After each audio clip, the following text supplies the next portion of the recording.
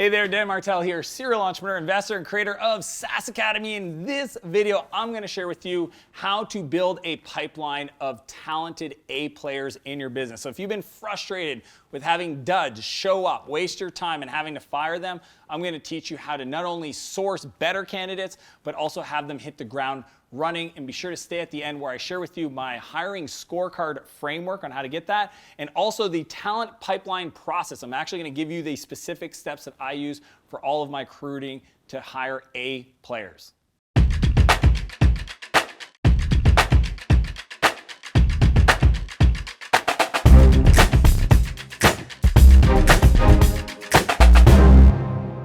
So I don't know about you, but people problems are legit. You've got, friggin' political issues, you've got infighting, you've got folks that are underperformers, they don't have the skills, they're complaining all the time. It can be draining as an entrepreneur. And honestly, my first two companies were complete failures because I know for a fact now that I was just accepting anybody that showed up into my business. I was looking for a designer, I just hired the first person that got referred to me. I was looking for another programmer to help me out, I just hired the first person. Like, I had no system for recruiting. Essentially, it was like, is there a pulse? Are they willing to work with me? You're hired. That is not what I'm talking about. What I want to share with you today is how I've been able to not only hire hundreds of people across all my companies, but also make sure that those people show up, are enthusiastic, they want to work, they've got the capabilities, and they're actually going to deliver value from day one. So I want to walk you through the steps for doing that in the right way. Number one, prep the position. I think that if you want to hire A players, the first thing you need to do is actually define what you're looking for. And this is the hiring scorecard I talked about at the beginning. To do that, you need to understand, where do you want to go in the next 16 months for that role. So if you're hiring a marketing person, it's not about hiring somebody that can do the marketing that you need today. It's saying, where are we going to be in 16 months and what would that person look like? What would they have had to accomplish?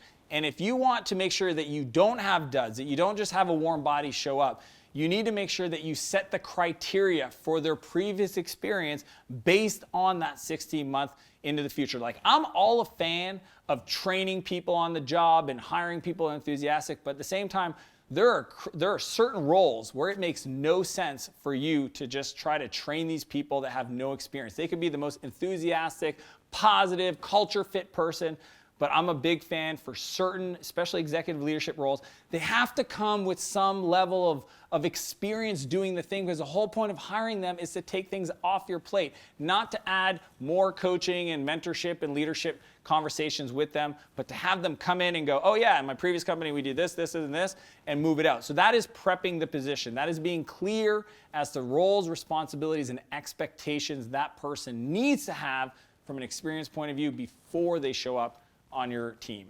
Number two, build candidate pipeline. One of the biggest reasons that hiring fails is because there's not enough candidates in the top of the funnel, okay? This means you actually have to do some heavy lifting when it comes to sourcing. For me, first place you're going to want to look is amongst your existing team base. Actually promoting your team and asking them to go through LinkedIn, to go through Facebook, to ask them, hey, we're trying to hire this role. Do you know anybody?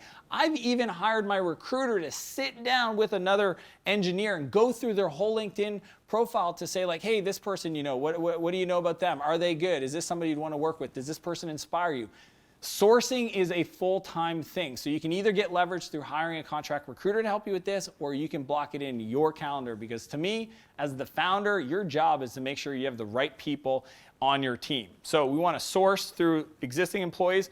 We want to source through job banks. People say, well, great candidates aren't looking for a job. That's not true. I've found incredible people that had jobs and were just kind of dissatisfied and kind of went online. So there's incredible technology today that allows you to publish to thousands of job banks online to build even more top of funnel. And then the third thing is sniper rifle. Like, find companies that you admire that are further along, that you know have great training programs, great recruiting practices, and just go directly to those people and ask, like, hey, who's the best product manager you've ever worked with at that company? Get some names, call them up, ask to speak with them. Go for the advice angle. Hey, I'd love to get your advice on our new product design. You're obviously very talented. Do you have 5 minutes to just quickly review and give us some thoughts? And start the conversation and relationship. Great people are going to take a while to get over. into your world. But to do that, we need to build top of pipeline for candidates. Number 3, quick to qualify.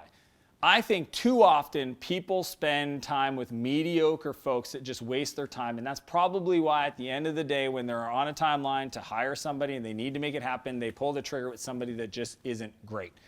What I do instead is the first thing I ask my candidates to do is submit a video and follow the instructions. Why do I do that? Well, A, if they can't figure out how to shoot a video, feel comfortable communicating in this format, and I'm talking like on a laptop with their phone, whatever they want to do, answering some simple questions about who they are and following the instructions. I can't tell you, I'd say 80% of the people that submit a video, so a lot of people don't even get past the application process because they don't even submit a video. The people that do submit a video don't listen to the instructions. They don't answer the questions as they go over time. And to me, if you can't follow that as an applicant, then I don't want you on my team because you're just going to frustrate me as a team member. I mean, that's just the reality. So I think you should be quick to qualify using videos. Everybody's now adding this as a feature into their applicant tracking systems. So by all means, you can keep it simple. Ask them to figure. I don't even tell them how to do it. I'm just like, send us a link to your video. You can figure out how to upload it to the internet. It's almost a bit of a test. And then review the videos because, man, I'll tell you, I can learn so much by watching somebody communicate over a video that I could probably get in person, but I just don't have the time to do that, right? And then that way, as the applicant goes through the different departments, they use the video to get a really good sense of the candidate. Number 4, simulate the work. I still find it crazy that people go work at a company, essentially get married before even going on a date. How are you possibly going to know if this company is everything they say it to be? Or if you're hiring, how do you know if this candidate is everything he says or she says that they are? So one of my rules, and I got this from Seth Godin, is I can't work with you till I work with you. It's just a belief, it's a practice, it's a principle. And to do that, I always offer up a test project. So in the pipeline process, there's a test project, okay? And I've got a bunch of others. I'll tell you how to get that resource. But the test project is simulating the real work. So whatever it is, if it's writing code, if it's designing, if it's an assistant, if it's a marketing person, it's actually doing the real work, okay? It's not like, hey, go to this website and kind of tell us what you think. It's like, I want to see the work product. I want to know that you're capable. I want to see what you can produce and evaluate that. And here's the trick for test projects. All candidates have to do the exact same test project. Why? How are you supposed to compare people? If you're hiring a new VP of marketing and you get each one of those candidates to do a different project, how are you supposed to compare the quality of their work or the quality of their thinking? So I highly recommend to find one test project per role and have everybody do the same one so that when they submit them, you can actually have your review team analyze them and compare them to each other, not have separate test projects.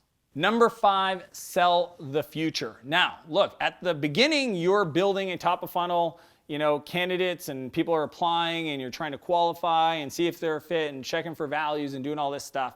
But at a certain point, when you get into kind of first level interviews and eventually with the CEO and myself, there's this trade-off of where you want to assess them, but you also need to sell them on the future. So one of my favorite questions, I even heard recently that I think, what is their title? Gary Vaynerchuk hired a people culture person at VaynerMedia, and they have the same question that they asked in their they did a quick write-up is, in 5 years, what do you see your day looking like or your job in a 5-year period? And to me, I need to understand what their future and what they have a vision for their life. A, that they have one. B, that they can articulate it. And 3 is that their vision for where they want to be and what I need them to eventually grow into are ideally aligned. And if they're not, then we need to figure out how to kind of, massage that. It might be a different role, it might be whatever, but you need to sell the future. You need to talk about what they want, talk about the compensation, talk about the fit, the fun, the opportunity for equity, all that fun stuff. The team, I think that's a big thing. People want to work with other incredible people that inspire them. But then also talk about what they want to accomplish in their life and how you're going to support them to get it. Because I truly believe that people will go and push and fight for you if they know that you got their back and you want to see them succeed in life outside of your own goals. So that, to me, is a big part of getting the right A players is selling the future. So the 5 steps to build a talent pipeline of A players. Number 1, you have to prep the position and know the roles and responsibilities you're hiring for in 16 months. 2, build the candidate pipeline. Have a ton of people applying. Number 3, quick to qualify them. I like to use videos, but don't spend time with unqualified candidates. 4, simulate the work. Again, I can't work with you until I work with you. And 5, sell the future, because you need to make sure that their vision aligns with yours for what you need them to do into the future. So as I mentioned at the beginning of this video, I want to share an incredible resource called the Hiring Scorecard. So essentially, it's the 4 different criteria that I define before I hire somebody and use that to help the hiring manager and the different team members who are going to be involved in that process grade the candidates against those criteria. And I'm also going to give you the talent pipeline process so that you can understand the different steps in the pipeline that I use. For example, test projects, assessments, I use profile assessments, etc. So you could potentially implement those into your process. The link is below in the description, so you can click that and get a copy of the scorecard and the talent pipeline process. I'd love for you to implement that and let me know how that worked out for you in your business. Again, the link below, click that, get your copy. If you like this video, be sure to smash the like button, subscribe to my channel. If there's somebody you think this video could serve that you care about, feel free to share it with them directly. And as per usual, I want to challenge you to live a bigger life and a bigger business, and I'll see you next Monday. So I'm at...